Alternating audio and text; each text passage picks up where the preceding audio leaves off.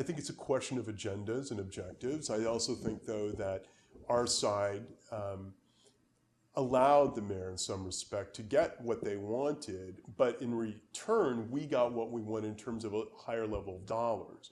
But there were some principal things that were not addressed that I wish could have been addressed. For example, I think that we have, and this might seem sort of minuscule in the scheme of things, but one that I think we should return back to, way too many public information officers. I feel like that these are kind of well-paid, coveted positions, but the fact that the city has nearly 70 of these public information officers or PR officers really sort of prompts the question, do we really need these many people? Does the mayor need 5 press people? It's the most any mayor has had going back to, no mayor's ever had this many, not even Mayor Willie Brown, who is a very high-profile mayor, but no mayor has. It's on record.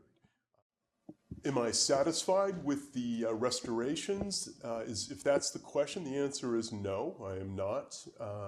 I am happy, delighted that as a team on the Budget and Finance Committee, there was a particular goal of approximately 45 to 50 million that we were seeking to exact from the mayor, so that many positions we were concerned about within the city and nonprofits that had been cut, where funding had been found to replete that funding.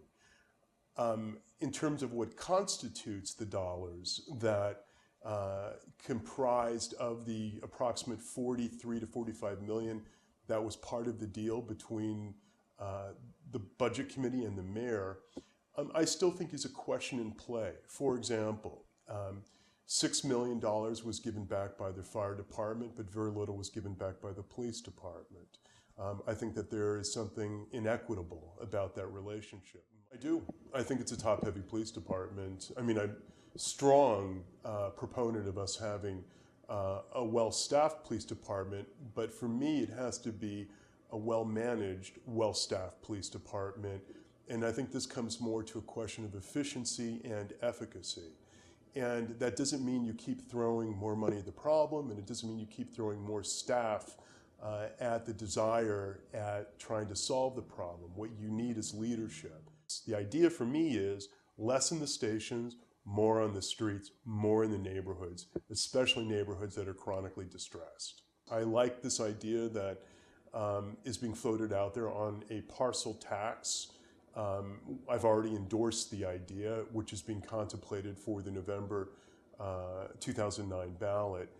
The challenge, though, is that any revenue enhancement measures that may be contemplated for this November, because it's an off year, has to sustain a higher threshold, face a higher threshold. So on an off year, instead of a simple majority of 50% plus 1, you have to get 2/3 of the vote.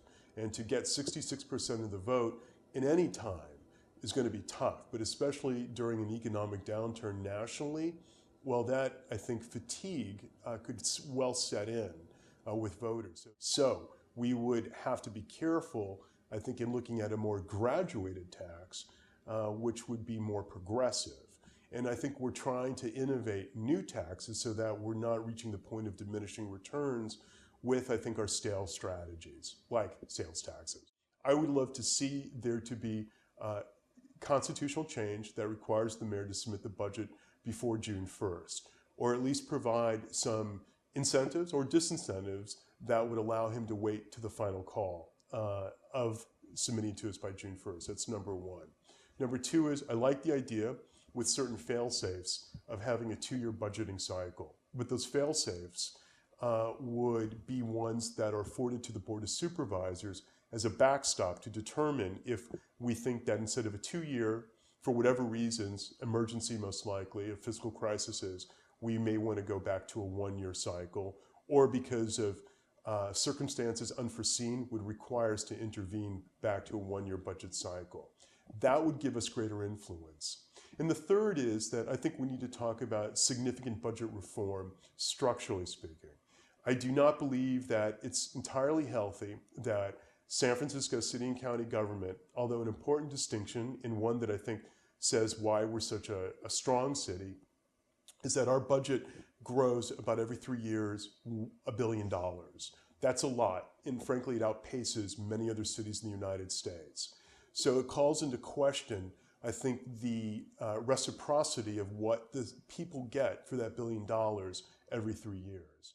The same also can be said of our city government's relationships with many nonprofits who are party to the budgetary process, especially the ad-back process, which I think is a bit of a barbaric process, is a process where it depends if it's nonprofits who've had a longer relationship with the city. Some who are kind of cherry-picked in the past are the ones who sometimes get the dollars, whereas others who are probably more effective and more deserving don't. And that in itself requires, I think, some reform